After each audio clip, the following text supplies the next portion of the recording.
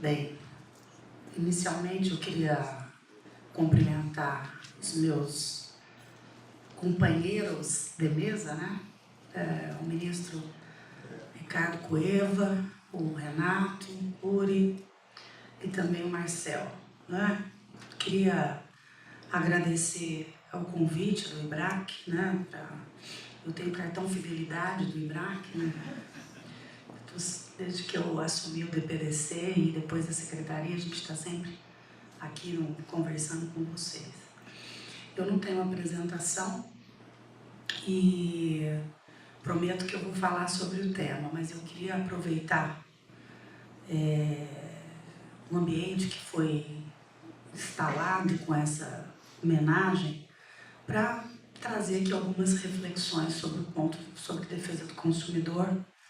Peço licença, peço vênia aos colegas, mas eu prometo, viu, Marcelo, que eu vou falar também do tema pelo qual fui convidada. Inicialmente, eu queria agradecer profundamente a homenagem do IBRAC, viu, Lúcia, as suas palavras, e a oportunidade, me senti muito honrada em ser homenageada por essa instituição. Eu estava me lembrando, agora que começou aqui, a primeira vez que eu tive com vocês, e era muito advogado junto, né? Então a gente que é autoridade governamental, né, normalmente fica um pouco encabulado, né, quando acontece isso. E eu me lembro que a Lúcia arrumou uma coisa de café da manhã, que não sei o que, essas coisas que a Lúcia faz, né? De dar um jeito, né? Porque ela é muito habilidosa e tal. E aí eu fiz alguma apresentação, não me lembro o tema, e abri para as perguntas. A primeira pergunta de um de vocês era sobre um caso que estava para ser julgado, né? No DPDC. E eu achei sensacional, porque eu tive a oportunidade de dizer, olha, em que pese eu não tenho condições técnicas e legais de debater um processo que está em andamento para que eu, como autoridade julgadora, eu acho que é importante que isso seja feito com clareza, esse tipo de debate entre advogados e autoridades públicas, né, que exercem o poder de polícia. E ali foi uma brincadeira que começou no primeiro dia, descontraiu. De lá para cá, acho que a gente tem uma relação extremamente respeitosa. Durante esses anos todos da minha participação no Ministério da Justiça, são 12 anos e 7 meses de trabalho. Nos últimos 6 anos, eu fui a responsável, né, pela política nacional, desde 2010, como diretora, e depois, em 2012, com a criação da Senacom, na condição de secretária. Então, são tantos aprendizados, né, e tantas coisas importantes que a gente aprendeu, que a gente pôde discutir no Brasil. Mas eu queria aproveitar que estou num ambiente extremamente preparado, né, de lideranças da advocacia, do meio jurídico, para tentar buscar uma reflexão bacana. Até o próprio ministro também foi muito generoso nas suas palavras aqui comigo, ressaltou, talvez durante esses anos todos, especialmente nos últimos 6 anos, o que eu procurei fazer, primeiro eu procurei fazer aquilo que eu acredito. Eu não consigo fazer uma coisa da qual eu não acredito. E o que eu acredito? Que nós precisamos amadurecer como sociedade, não é? Nós temos que buscar construir consenso a respeito dos temas que impactam na sociedade. Eu não respondo nem pela economia, nem pelo desenvolvimento agrário, mas eu respondo pela defesa dos interesses dos consumidores. Só que respondia, né? Então, hoje é meu primeiro evento como não governo. Mas veja, ter a responsabilidade por responder por uma política pública, especialmente por defesa do consumidor, parte do pressuposto de que você precisa de um mercado equilibrado, você precisa de um mercado sustentável, você precisa construir civilidade, não é? Então, o que a gente buscou fazer nesses anos é, a partir desses conceitos pessoais, profissionais, estabelecer políticas que materializassem esse conceito de defesa do consumidor. Como autoridade, a gente não pode transigir, né? Então, você tem que exercer o poder de polícia. Se você não o faz, o Ministério Público te cobra, a Controladoria Geral da União te cobra, o Tribunal de Contas te cobra. Então, estabelecer ambientes de diálogos, estabelecer pactos de desenvolvimento e de avanço, não quer dizer que você está abrindo mão de outro instrumento que a autoridade pública tem, porque ela é Estado, né? Então, acho que a Secretaria conseguiu, pelo menos nos últimos anos, concretar um pouco esses baldrames, esses alicerces desta nova, eu diria, maneira de lidar com o tema da defesa do consumidor. Posso garantir para vocês, e você sabe bem do que eu estou falando, a gente não é unanimidade, né? Tem muita gente que gosta do modelo maniqueísta, de que você tem do lado um monte de gente bonzinho e do outro lado um monte de gente do mal. E que, não é? Porque alimenta isso. Porque isso dá voto, isso dá status, isso vende livro, isso dá muito, né? Então tem esse...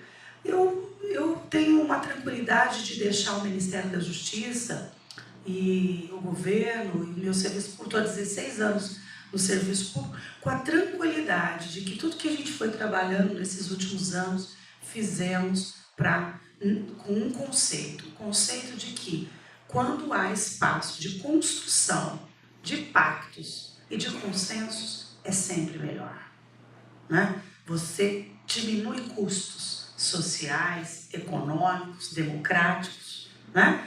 E, infelizmente, muita gente não acredita muito nisso, mas eu entrei no governo acreditando nisso e estou saindo acreditando, porque eu vi que é possível dar certo. E assim foi o Sindec, assim foi o Consumidor.gov, assim foi todas as nossas mesas de diálogo sobre sistema financeiro, sobre telecomunicações, sobre saúde suplementar, sobre privacidade de dados pessoais, sobre comércio eletrônico. Então, não é uma retórica. Não é? Nós temos comprovadamente avanços que surgiram de pactos, que surgiram de consensos, de construção. Não é? E eu diria para vocês que, no caso de dados pessoais, ou do anteprojeto de lei, é um exemplo clássico disso, do que aconteceu, né, Marcelo? E até falei pro Renato, né, que eu queria falar por último que eu não sou técnico, nem da envergadura do Cueva, nem da envergadura do Marcel, que eu ia fazer de um aspecto mais político. Eles falaram, não, você pode falar que é assim mesmo que a gente quer ouvir. Então, e eu, dentro da minha área, né, de atuação profissional, porque eu não sou aquilo que eu não sou, sou aquilo que sou, o que a gente pode relembrar de todo esse processo da normatização, da regulamentação de dados pessoais, né? A long time ago, né? E aí o Marcel, se lembra bem, o Marcel, antes de ser esse cara importante, esse executivo brilhante do setor privado, ele era um colaborador do setor público, né? Bastante tempo. E ele participou até ativamente de várias reuniões da Escola Nacional e tal, em que nós tínhamos um embrião desse processo todo, da conscientização do que é proteção de dados pessoais. Porque o Brasil, ele demorou até essa consciência. Vamos combinar. O nosso país é um país com nível de desenvolvimento melhor nos últimos 20 anos. E 20 anos é muito pouco, né? Mas na sociedade da informação, 20 anos, né, parece 200, porque se eu estou agora aqui, estou longe do meu smartphone, a hora que eu chegar ali, eu já estou obsoleta, né? Eu já não estou sabendo o que aconteceu no mundo. Não é? A gente não tem essa sensação? Eu tenho horror que alguém fala, você viu isso? Não, não vi. Nossa, mas está no site do UOL, está na Folha, está no sei onde. Eu falo, tá bom, e daí? Eu estava trabalhando, não fiquei o tempo todo olhando para isso. Então, 20 anos é muito, 200 anos se a gente olha para tudo isso. Mas a velocidade da tecnologia e a velocidade do comportamento não acompanhou a velocidade cultural, educacional e jurídica no nosso país. Então, por isso que até do ponto de vista de defesa do consumidor, a gente tem dificuldade, às vezes, para convencer os pares de que esse modelo acabou. Eu participei agora, nos últimos 2 anos, tive uma oportunidade de representar o Brasil nas Nações Unidas para a atualização das diretrizes da ONU. Foi uma grande escola poder sentar com os franceses, com os alemães, com os canadenses, com a Rússia, com o Chile, com vários, e falar, puxa vida, o que a gente está discutindo no Brasil não é jabuticaba. Pode ser jabuticaba para alguns pares, mas é o que se faz hoje nas melhores práticas internacionais. Bom, diante desse contexto de que você tem uma velocidade de um lado e uma paquidermia de outro lado, a secretaria, também de uma maneira muito sui generis, ou BPDC, encampou o tema da proteção de dados pessoais. É uma coisa, isso é jabuticaba, porque a defesa do consumidor com dados pessoais é uma coisa muito Brasil. Mas tem uma causa, óbvio, tem questões estruturais, até porque a gente teve pessoas colaboradoras e servidoras do Ministério, do DPDC, com esse know-how. Nós tivemos denúncias de vazamento de dados e a gente teve que atuar. Enfim, e aí o cadastro positivo, como bem colocou o ministro Cueva, e outros temas, né, que acabaram confluindo. O que a gente fez? Iniciou uma construção de um debate.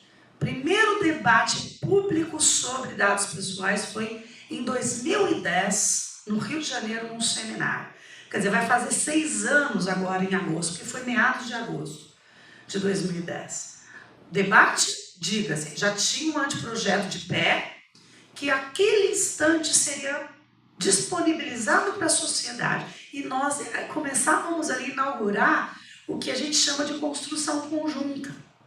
Disponibilizamos, recebemos 7 centenas de contribuições. A GV nos ajudou naquela época, consolidamos, houve mudança no governo, para-se tudo. Paramos tudo. Passado um tempo, começa Wikileaks. Passa mais um pouco, Snowden. Passa. Então, e aí a União Europeia também para tudo, né? Porque a Merkel teve um problema lá com seu smartphone, a presidente do Brasil também. Enfim, nós passamos por um momento de catarse de o que é privacidade. O que é privacidade? E aí eu vou citar aqui o professor Fábio Ulloa, né? Eu estava num debate com ele há um tempo atrás, e ele, muito, né, daquele jeito que ele é peculiar, virou para mim e falou, Juliana, você me desculpa, não tem privacidade, nem nunca mais terá privacidade nesse mundo. O máximo que a gente vai fazer é dizer como viola a privacidade no âmbito legal, porque eu não acredito mais que a gente tenha privacidade, né? Enfim, então aquele momento internacional, né, criou uma catarse, só que eu, pessoalmente, acho que ela foi educativa, profundamente educativa. Por quê? Porque a velocidade da tecnologia, a velocidade da sociedade conectada, não acompanhou esse outro lado da sociedade, e as pessoas não entendiam muito bem, não tiveram condição de refletir o alcance do que é você contar a sua vida numa rede social. do que é você estar na sua casa, fazer pesquisa em sites não ortodoxos, e depois seu filho usar o computador e, uau, que foto é essa, mamãe? Vem aqui. Né? Então, quer dizer, então às vezes o ser humano é um bicho danado. Ele aprende mais pela dor do que pelo amor. Então, no momento em que a sociedade falou, peraí, violar a privacidade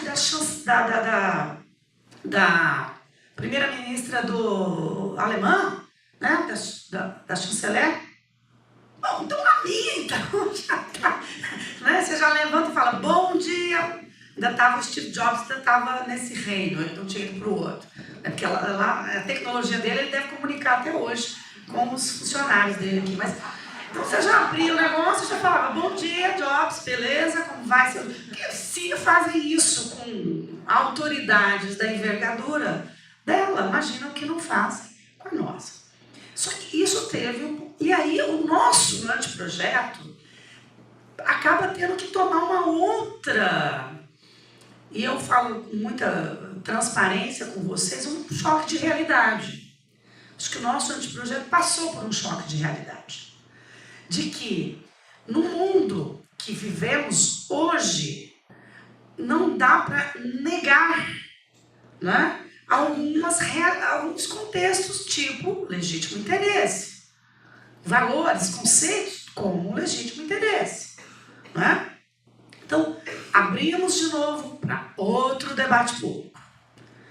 Ficamos, sei lá, mais 4 ou 5 meses abertos. Voltamos, consolidamos e temos um novo anteprojeto que foi submetido, que está público, né?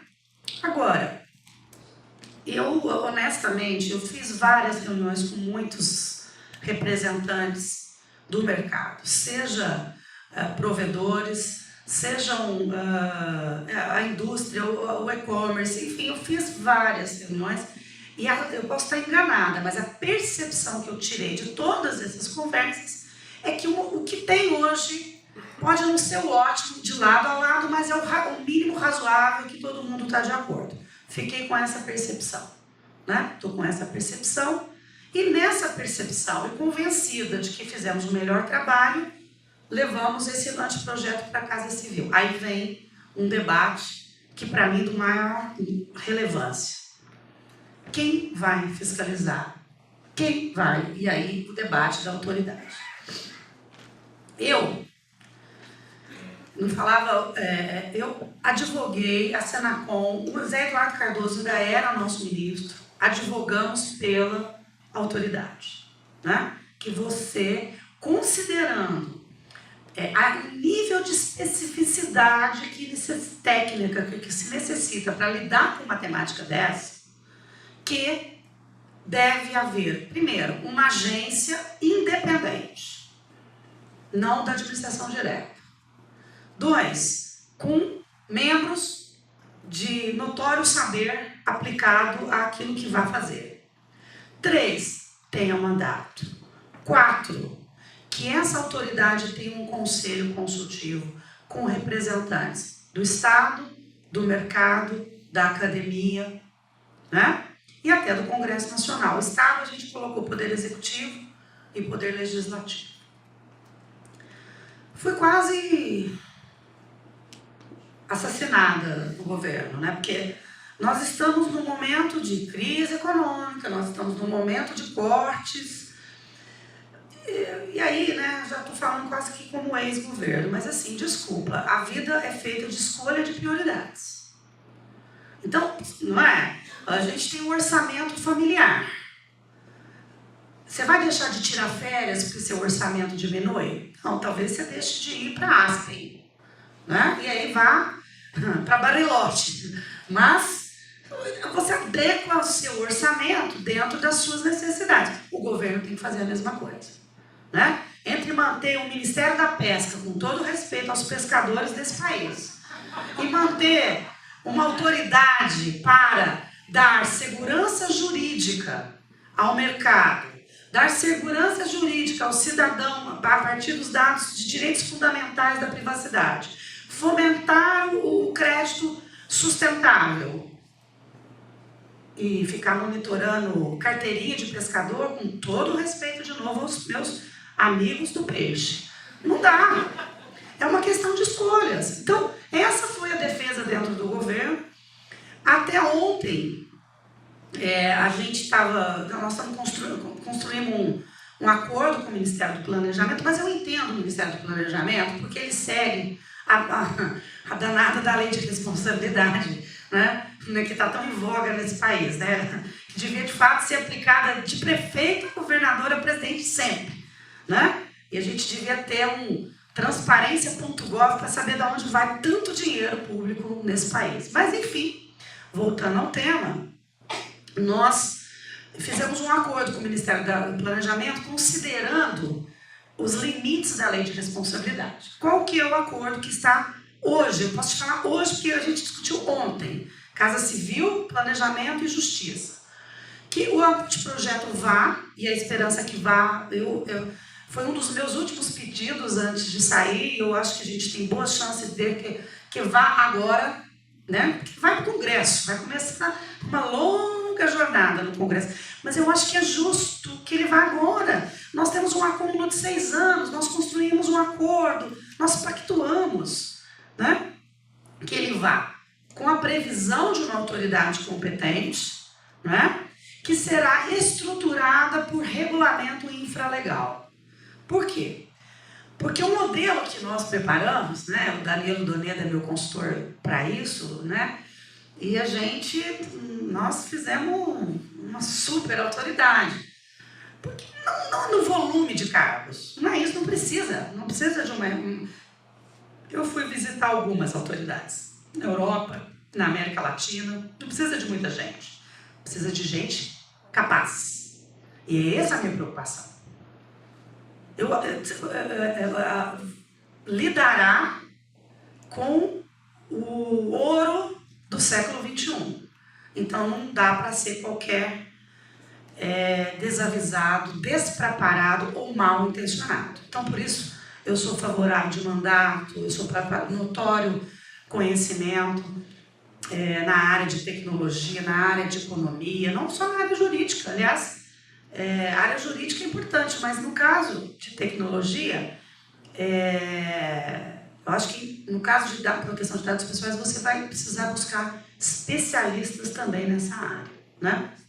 Então, um acordo que está fechado hoje, daqui a meia hora pode mudar, né? Nesse país, tudo pode mudar né? Até um slogan de um canal de imprensa aí, mas o acordo é esse hoje, vai com a autoridade. E aí eu queria aproveitar a oportunidade para dizer para vocês que eu procurei também, ainda como secretária, um diálogo forte lá com o senador Aloysio Nunes, que é também o relator de um outro PLS, que, diga-se de passagem, também guarda muita coerência.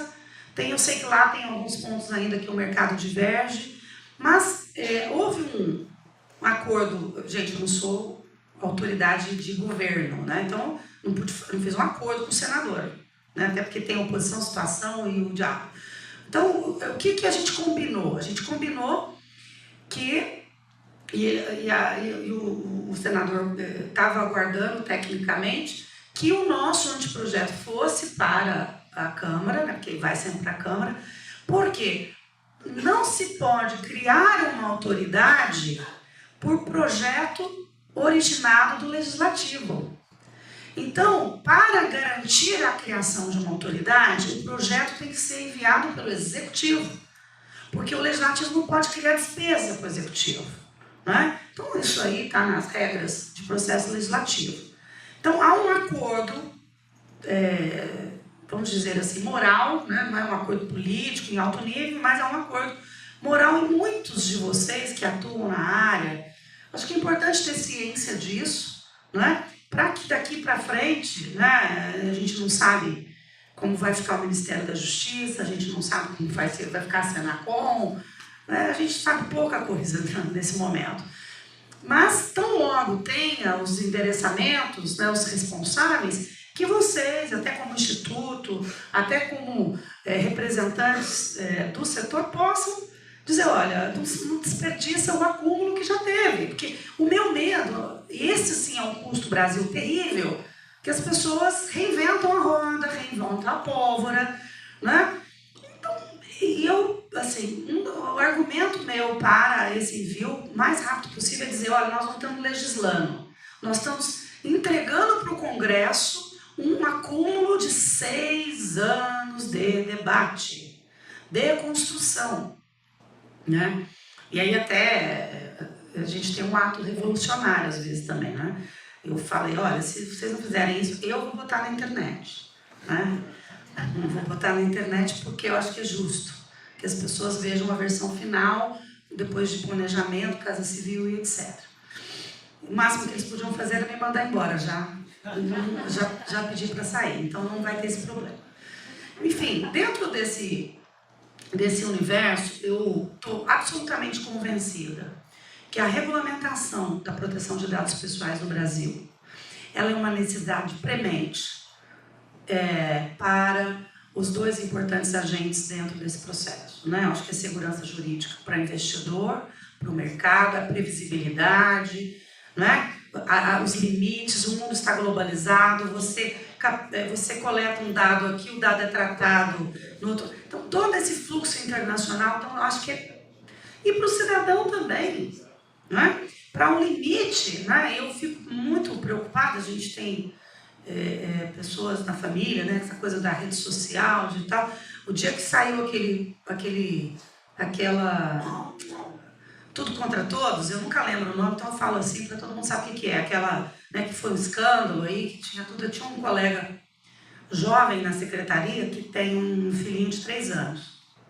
E para mim foi emblemático, porque ele chegou, Juliana, você não está entendendo, eu entrei lá, tem a foto do meu filho, tem a escolinha. Aí eu peguei e falei, tá, a escola que seu filho estuda tem aquele coisa de monitoramento por câmera? Tem. Você autorizou assim? Ah, foi pronto. O hacker entrou ali e acabou. Não acredito. Mas aquilo era para me dar segurança. Eu falei, então, tá vendo como as coisas são relativas? E eu acho que é esse debate que a sociedade precisa fazer. Porque antes de vilanizar alguns instrumentos, você precisa também entender o uso dos instrumentos, né? Não raras vezes, e todo mundo sabe, esses adolescentes com esses aplicativos, né, que, enfim, o limite acabou há algum tempo, e aí, não, a culpa é do instrumento. Eu tenho dificuldade sabe, validar um argumento assim. Eu acho que a gente tem que tomar um cuidado imenso e acho que é importante para todos os envolvidos a conscientização disso para as pessoas. Porque as pessoas não têm essa consciência, né? E depois entram em pânico. E depois eu tenho minhas críticas com o modelo que está no próprio Marco Civil, da história que tem que ser uma ordem judicial. Eu tenho todas as minhas críticas ao modelo. Não estou falando que eu concordo com isso. Só que eu acho também que a sociedade tem que amadurecer. E ela precisa conhecer o comportamento dela que está refletido ali, né? Então, esse paradoxo é importante que se debata no tema de privacidade. Para encerrar a minha participação e me colocar à disposição depois para perguntas, eu queria comentar também hoje no Diário Oficial, né, já que estou diante de uma plateia de advogados, hoje no Diário Oficial saiu uma portaria que eu assinei que estabelece parâmetros de dosimetria para aplicação de sanção, né? Era uma demanda antiga de muitos advogados e, né, a gente analisou isso muito em vários recursos. O assunto estava sendo debatido há alguns meses na secretaria e aí, por conta dessas mudanças malucas que estão acontecendo, a gente achou por bem já publicar. Vocês vão ver que a gente procurou nessa portaria estabelecer regras transparentes para atenuantes, agravantes, para o cálculo, né, financeiro, que é uma coisa que vocês sempre criticaram, né, dentro dos autos de maneira formal, mas fora também, sempre, né, nas oportunidades comentando. Eu acho que o aprendizado como secretária e como secretaria, ou seja, tendo um duplo grau muito mais sobre a nossa gestão, me fez ter claro que isso era muito necessário, né? Então a gente, só para vocês não tomarem um susto, né, porque daí vem o mailing lá do escritório falando, sanções administrativas, secretaria não, tem um prazo, inclusive, de vigência, de uma vacáciozinha que a gente colocou, mas a ideia dentro da lógica da segurança jurídica, dentro da lógica da previsibilidade, né? Acho que vários PROCONs até já tinham esses normativos e nós não tínhamos. Então, fica aí como um legado também, né? Claro que é uma portaria da secretária, então pode ser revogada a qualquer momento por outro secretário. Mas pelo menos é um parâmetro que, se alguém tentar revogar por questões ideológicas, estava público aquilo que a gente construiu durante esse tempo aqui, tá bom? Eu agradeço mais uma vez a oportunidade, o respeito que o IBRAC sempre teve com a Secretaria, com o DPDC, com todos aqueles que atuam da minha equipe. Agradeço a homenagem carinhosa de vocês, né? E me coloco à disposição para os debates que vão se seguir. Muito obrigada.